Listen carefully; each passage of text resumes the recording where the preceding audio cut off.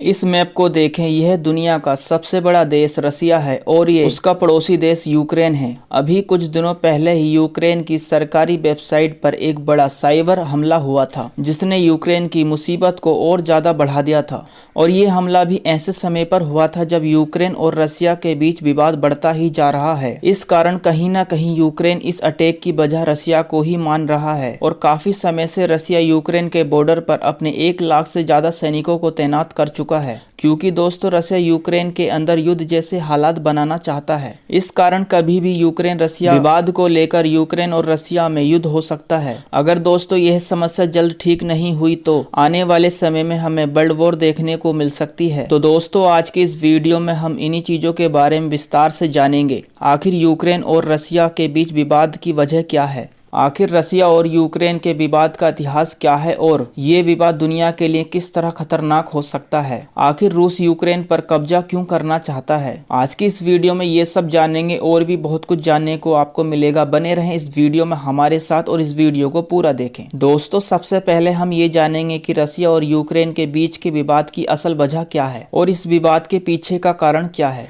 तो दोस्तों बात करते हैं साल 1945 की, जब दूसरा विश्व युद्ध खत्म हो चुका था। तब सोवियत यूनियन और अमेरिका के बीच कई तरह के मतभेद पैदा हो चुके थे, जिसका नतीजा ये निकला कि दोनों के बीच 1945 से लेकर 1991 तक एक बहुत बड़ी वॉर देखने को मिली। दोस्तों ये लड़ाई किसी भी हथियार के द्वारा नहीं लड़ी गई थी, इस लड़ाई को डिप्लोमेसी तरीके से लड़ा गया था। एक तरह से ये वॉर न्यूज़पेपर और मीडिया के द्वारा लड़ी गई थी, जिसमें सिर्फ और सिर्फ धमकियां भरी हुई थी। इसका मकसद था कि दोनों देशों की जनता के बीच मतभेद को बढ़ाना था। इस लड़ाई को कोल्ड वॉर नाम से भी जाना जाता है, जिसका नतीजा ये निकला कि यूएसएसआर को 15 देशों में विभाजित होना पड़ा, क्योंकि अमेरिका यूएसएसआर के लोगों को भड़काने में कामयाब हो चुका था और इसके चलते सोवियत यूनियन को 15 देशों में विभाजित होना पड़ा। इसमें जो सबसे बड़ा देश था उसी को हम रसिया के नाम से जानते हैं। यूएसएसआर से आजाद होने के बाद इन 15 देशों में से एक था यूक्रेन, जो फिलहाल विवाद का कारण बना हुआ है। तो इस तरह साल 1991 में रसिया और यूक्रेन का जन्म हुआ, जिसके बाद इन दोनों देशों के बीच विवाद शुरू हो गया।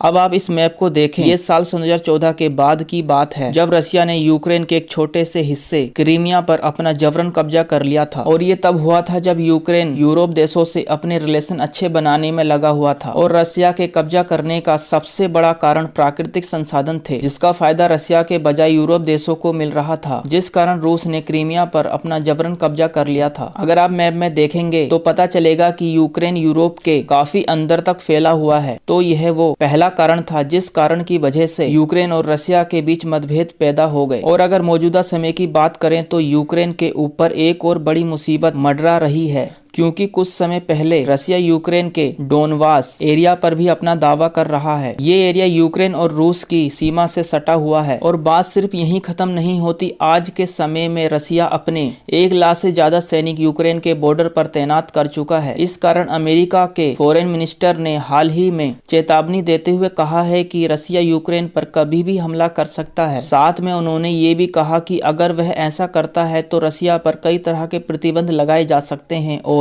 21 जनवरी के दिन अमेरिका के फॉरेन मिनिस्टर ने रसिया के फॉरेन मिनिस्टर से मुलाकात की, लेकिन इस मुलाकात का कोई ज्यादा फर्क नहीं पड़ा। अमेरिका के राष्ट्रपति जो बाइडेन ने रसिया को वार्निंग देते हुए कहा है कि अगर रसिया यूक्रेन पर हमला करता है तो रसिया को इसके गंभीर परिणाम भुगतने होंगे। इस बात का जवाब देते हुए पुतिन ने कहा है कि रसिया किसी भी तरह के हमले की तैयारी नहीं कर रहा है। रसिया भले ही इस बात से इनकार करे कि वह किसी भी तरह की तैयारी नहीं कर रहा है, लेकिन फिर भी उसकी हर चाल युद्ध की स्थिति को बुलावा दे रही है। क्योंकि दोस्तों कुछ समय पहले रसिया की एक सैटेलाइट इमेज भी जारी की गई थी, जिसमें यूक्रेन के बॉर्डर पर रसिया के सैनिक और बंकर देखे जा सकते हैं। इस कारण रसिया पर इल्जाम भी है कि उसने यूक्रेन के अंदर नागरिकों को भड़काने का काम किया है। और अभी हाल ही में मॉस्को टाइम्स के आर्टिकल में बताया गया है कि रसिया ने अपने H-400 बटालियन को ट्रेनिंग के लिए बेलारूस भी भेजा है। तो इन सभी एक्टिविटी को देखने के बाद ये कह सकते हैं कि रसिया जरूर किसी वॉर की तैयारी कर रहा है। तो सवाल ये उठता है कि यूक्रेन रूस के लिए इतना जरूरी क्यों है। अब जैसे कि शुरुआत में हमने जाना कि यूक्रेन यूएसएसआर से आजाद होकर बना है, इसके लिए एक तरह से देखा जाए तो यूक्रेन और रसिया में ज्यादा डिफरेंस भी नहीं है। रसिया की संस्कृति ने अभी भी यूक्रेन को अपने आप से जोड़े रखा है और यूक्रेन की राजधानी को रूसी शहरों की मां कहा जाता है, क्योंकि यह पुराने रशियन साम्राज्य का प्राचीन शहर है। इसके अलावा कुछ राजनीतिक और आर्थिक कारण भी हैं जिस वजह से यूक्रेन रसिया के लिए जरूरी है, जैसे कि यूक्रेन के प्राकृतिक संसाधन। लेकिन जब रसिया ने यूक्रेन के शहर क्रीमिया को अपने कब्जे में ले लिया था, तब रसिया ने दुनिया को ये बताया कि इस क्रीमिया के जो मूल निवासी हैं वो रसिया के अपने ही लोग हैं और वह रसिया में ही रहना चाहते हैं। इस कारण हमने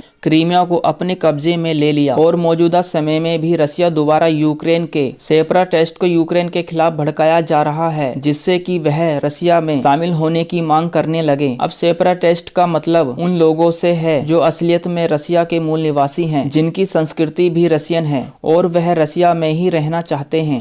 रसिया के लिए यूक्रेन ठीक वैसा ही है जैसे कब्जे से पहले तिब्बत चीन के लिए जरूरी था प्राकृतिक संसाधन। रसिया कभी भी यूक्रेन पर हमला कर सकता है और यही वजह है कि यूक्रेन लगातार नाटो का सदस्य बनने का प्रयास कर रहा है और इस बात का विरोध रूस कर रहा है। तो दोस्तों, रसिया और यूक्रेन के विवाद की जड़ यही सब है। इसीलिए रूस यूक्रेन पर हमला करना चाहता है और जबरन कब्जा करना चाहता है। तो दोस्तों, वीडियो अच्छी लगी हो तो लाइक करें, कमेंट करें, शेयर करें और अभी तक आपने हमारे चैनल को सब्सक्राइब नहीं किया है तो सब्सक्राइब कर लें।